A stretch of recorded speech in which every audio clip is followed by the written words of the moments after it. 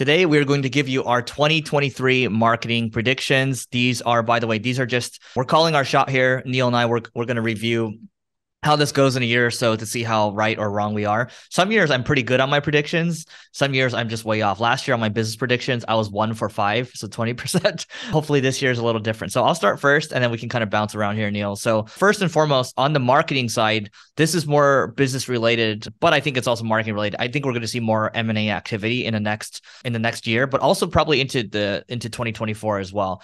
And how this relates to marketing is that you can basically scoop up assets, right? So that means maybe let's say you are SEO software. Maybe there's some other SEO software that pops up that is more related to what you're doing. And there's a good audience there. There's a good number of users. It's a rabid fan base. So there's going to be assets for you to scoop up there. Or there are maybe perhaps media companies that you can pick up. So sites that are driving a lot of traffic from SEO. You can go to acquire.com. That's full disclosure. Neil and I put in a little money into that company, but that's just like an eBay for like buying companies. The other thing that you're going to end up seeing is more people leveraging short form video. So you see it already on YouTube, Instagram, TikTok, Facebook, the list goes on and on. But when you do a Google search, unless you're clicking on the video tabs, it's very rare that you ever see short form videos. Because so many people are spending their attention on short form videos and more people are creating them, search engines like Google and Bing are going to have no choice but to showcase a lot of short form videos, which is going to drive a lot more traffic. And because they have data on, let's say, what you do in YouTube and what you like, it's much easier to figure out, all right, what should we show you from a discovery perspective when you're performing searches, let's say on Google. So create more short form videos. You're going to see it get a lot more love and a lot more quote unquote evergreen traffic, not as much as blog posts, but you'll get a little bit more evergreen traffic than what you're getting right now from your short form videos.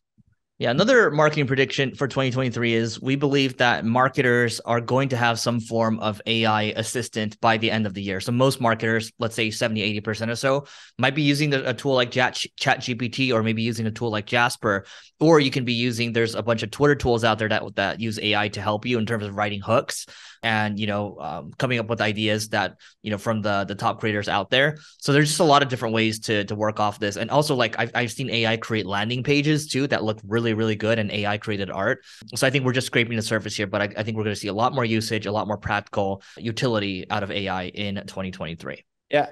And on our end, another thing that we believe is going to start happening within 2023 is because of AI, there's going to just be too much content. There already is a lot of content and people are like, oh, how's Google going to deal with it? Well, if you search for terms like auto insurance in the United States, there's less than 200,000 searches a month, but yet there's over 1 billion pages of content. So are they used to large quantities of content and them having the difficult choice of picking the best ones? But what you're going to see in 2023 is people will start realizing that, hey, there's already a lot of content.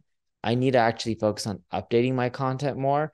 If I keep it updated and fresh, more like Wikipedia does, it'll tend to rank much, much, much higher. That's one of the main reasons for their success. All right. Another marketing prediction for 2023. This is, again, more business related as well, is I believe that full-time hiring is going to slow down quite a bit. And that means more room for freelancers to jump in. Now, that's not to say if you're a superstar, full-time hiring ain't going to slow down that much for superstars. But in general, hiring is going to slow down given kind of the macro environment that I believe that we're going into. I think the problem with my statement right now is like if like 80+% of people believe we're going into this environment, it's usually like if the herd believes we're going this way, then like, are we really going that way? So anyway, I'm still going to stick with that. I believe that full-time hiring is going to slow down in general. Neil? Yeah. And another thing that we believe is going to happen in 2023 is podcasting is going to boom. You're going to see a lot more companies create podcasts, and you're going to also see podcast advertising boom. Companies are going to be leveraging podcast advertising, not really to drive sales as much as people would think, but more so to promote their podcast so that way they can get more subscribers and listeners. It's an amazing channel. Think of a blog as being a great channel, right? It's already proven out. A lot of companies have them. Now you should also create a podcast. Yeah, I mean, there's a reason I've been podcasting for almost 10 years and doing this one for almost 5 years, I believe. And we enjoy it. It also kind of, gives us an excuse to hang out and also an excuse to talk to interesting people. Now, the other thing I'll say from my side, I have two more, including this one, is that more companies will try to take control of their marketing because marketing is getting harder in general. The reliance on just ad platforms in the old days, maybe 2 years ago. I'm not saying ad platforms are completely dead, like the Metas or the Googles of the world. They're still great businesses, especially Google, right?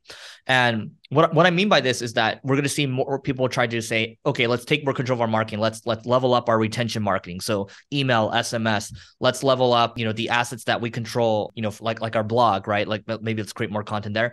And plus, for the content that we're creating, let's figure out a pillar piece of content and let's figure out how to distribute it to short form, to Neil's point, and also the other channels. For us, it happens to be like one of our pillar pieces of content is this podcast. Then it gets distributed to YouTube, and then we cut it up into short form content. So I believe we're going to see companies try to take more control of their own marketing, take control of more organic social, while also continuing to layer on paid. But I believe the over reliance of paid is going to continue to come down. So that's it for this episode. There's going to be a lot of different things that change in 2023, but make sure you continue to listen to Marketing School, as we'll be updating you on what's happening in marketing and how to adapt to the economic conditions. And also, please rate, review this podcast. We really appreciate it. Yeah. By the way, go and subscribe to us on YouTube as well, because we're going to continue to be publishing. We're publishing there daily right now as well.